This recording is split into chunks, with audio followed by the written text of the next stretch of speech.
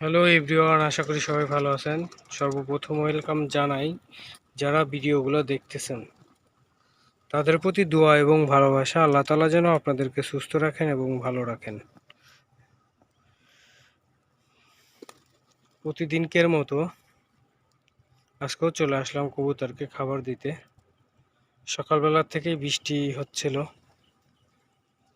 তা বৃষ্টি এখন থামছে। থামার পরে কবুতরগুলোকে খাবার দিতে চলে আসলাম।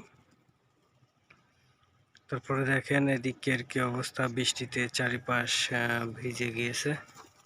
দেখেন, এই জ্বালা হচ্ছে হলো কাকের। আপনাদের সামনেই তো দেখলেন কাক কিভাবে চলে আসছে।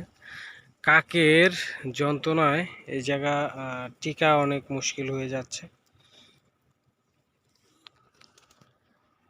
কাকে যে পরিমাণে ক্ষয়ক্ষতি করতেছে, বাচ্চাগুলা একেবারেই হতে দিচ্ছে না।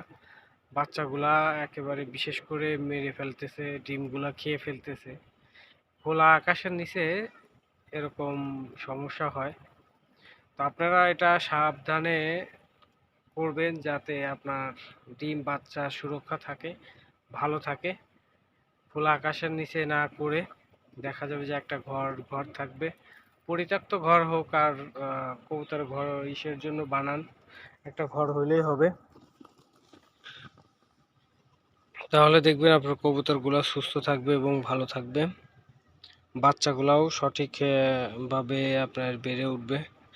আর যদি খোলা আকাশে আমার মতো এরকম করে থাকেন, তাহলে বাচ্চার আর খোঁজও পাবেন না, ডিম আর খোঁজ পাবেন না। দেখা যাবে যে কিচ্ছু নেই, শুধু কাক আছে। মাঝে মাঝে আমি আর কতবার খোঁজ নেই, কাকে আমার থেকে বেশি খোঁজ নেয় যে ডিম বাচ্চা আছে কি না।